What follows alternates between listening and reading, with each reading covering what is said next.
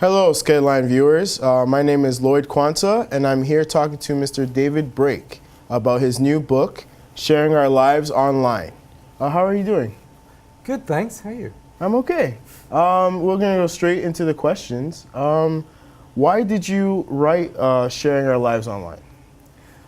I was part of the early weblogging communities, and I saw, this is back in even in the early 2000s, people putting stuff out there on their weblogs, potentially readable by the whole world, that I was quite surprised that they would say.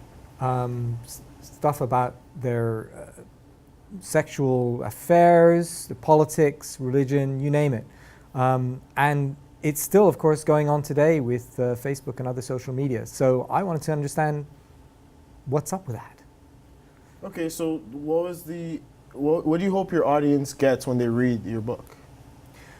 Well, I have different segments of the population who want different things. If they're reading it and they're part of the social media industry, I want them to think more carefully about how it is that the tools that they offer can nudge people in different directions towards and against disclosing more than they should. So I'd like them to design their software better. If you're a member of the public, I'd just like you to appreciate better what it is that you are doing when you post, each time you post, and what some of the potential issues and drawbacks are. And if you're a policymaker, I'd like to help encourage you to put more effort into education, not just in schools, but universities and libraries and such like, and also lean on the industry a bit more. You have a lot of people you spoke to, a lot of research going into this book. What do you hope the policymakers do then? Like, what's your opinion that they should do to help educate the public? Well, I feel in terms of adult education, the libraries are an important place to start. People often come into the libraries to they may come in to learn how to use their computers better or to use public computers. There's an opportunity there for libraries to run little evening classes for adult education. Colleges and universities can also offer evening courses or public lectures and the like. But I think it's as much as we have tended in the past to blame the people who are posting things for not thinking through the consequences of their actions or just being idiots. I don't think it's entirely fair to just blame them, because there's a whole industry that's built up around this, and there are ways in which the industry encourage us to keep posting more and more about ourselves. So it's the industry's responsibility as well to maybe pull back a bit from that. So how do you feel this started then? Because, I mean, I feel like it's a chicken and the egg type deal. Like, you don't know how it really started. Through your research, how do you think this started? Well, I actually draw some of the origins back to the late 80s, early 90s in San Francisco. There was a bulletin board called The Well, and there were people who were behind it. Some of them were in communes where the idea that you should be radically open to other people and share your experiences and be honest was one of the tenets of their philosophy. And that a lot of people who were early important people in the cyber technology movement were on that bulletin board and were talking with one another, and gradually that philosophy began to permeate Silicon Valley, which is where a lot of these startups came from. So I think in part it's that. But there's also business motivations, because people pretty clearly recognized early on with Facebook and sites like that for those things to be successful, people needed to be motivated to share lots of stuff about themselves on a regular basis. So they would keep coming back to post, and other people would keep coming back to read. If everyone was like, should I really be telling people about what I had for breakfast? Then these sites would not be the successes they are. That's true. And where do you see the future going? I know you touched a little bit on it in your book, but can you please tell my audience before they purchase it, what's your idea for the future of social media? Well, I feel there are two directions things could go. If essentially things keep going as they are, my concern is that we will end up revealing more and more and more about ourselves online, and that will be captured and sorted and collected by marketers, by the government, and by who knows who else, potentially by friends, lovers, etc. The whole idea of having a private life may begin to disappear. Some see this as a potentially a good thing. Maybe when all the secrets are out there, we'll all relax and not consider it such a big deal to, we'll recognize everyone makes mistakes, essentially.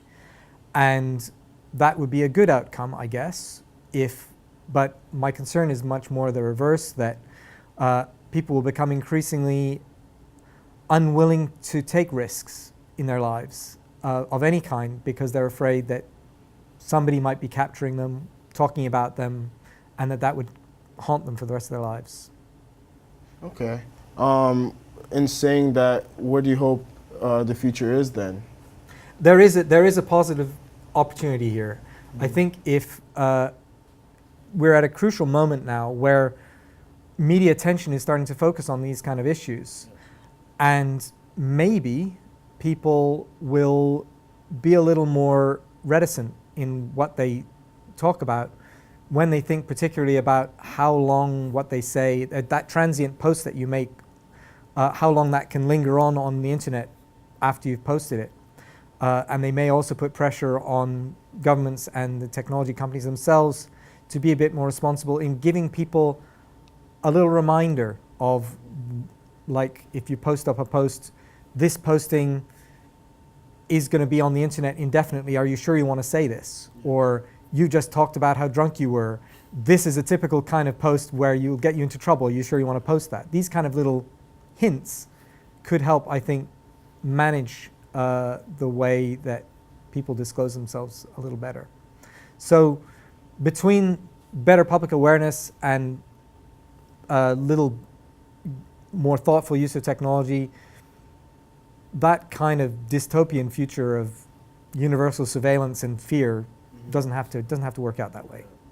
Okay. Going back a little bit, in the back of the book you wrote, you've been researching this for more than half a century, which is as long as not I've more been than there. half a century, man. I'm not that old. Not that old, yeah. You said about, or not half, sorry, quarter of a century. With all this research, what's the most interesting thing you found throughout the years? The thing that surprised me most about my research, talking to people who put up stuff online, is that although they know that what they write is going out to potentially millions of people, yes, they think about it in terms of talking just to the people they want to be talking to. And they think that those people, if they haven't heard from them, are reading their stuff and going, no, I agree, I sympathize. They have an imaginary audience that they make up in their own heads. And maybe they're right, but equally maybe they're wrong. But I just think it's interesting that people don't, a lot of the assumptions that are made in communications theory are that when you go to say something, you think, I'm talking to Lloyd, and through Lloyd, I'm talking to the audience of Skedline, and what are those people going to be expecting me to say? How am I going to frame what I'm going to say so it hits people in the right way? Some people do that, but my communication with personal webloggers found that people they don't operate in that rational way as often as you might think. So to me, that was a bit of a surprise and interest. And to me, it kind of this idea that we all do think carefully about what we say and should be doing that, I think it's an unrealistic one. So it sets up unrealistic expectations. So when people do screw up, we need to be a bit more accepting of that possibility rather than saying, you really should have thought. We should recognize that it's only human to be a bit wishful in our thinking about who's talking to us and who we're talking to, online at any rate. Then to continue with that, freedom of speech online is becoming increasingly hard to understand because there are people that write malicious things. There are people that write, you know, difference of opinion. Mhm. So how do you feel we can make sure that the line isn't crossed for people to still say their opinion? Well, it's a very interesting and difficult balance. I've been talking so far about the negative consequences of people doing things that are potentially not bad, but that can be seen as being bad. If you do things that are genuinely bad, then I think you need to be responsible for your actions. And so I don't, in principle, have any problem with, for example, making sure that people can be held accountable for what it is that they write, if what they write is genuinely wrong. But also, conversely, I think we need to be quite clear about things like a statute of limitations. Yes. So, yeah, be punished for what you've done that's wrong, but if time has passed and you can be deemed to have adequately repented for your sins, let's not over-punish people by having their misdeeds follow them for the rest of their lives. Because people do stuff as teenagers or young adults that they regret, but people should recognize that that's a part of life and growing up. So it shouldn't be still bothering you in your 60s. Unfortunately, we have run out of time. Is there anything else you would like to add? No, I think I probably covered it all. Just keep an eye out for the book, guys. Sharing Our Lives Online in all good bookshops today. All right. So please pick up the book, Sharing Our Lives Online by my friend here, David Brake. And this is Lloyd Kwanzaa for Skedline News.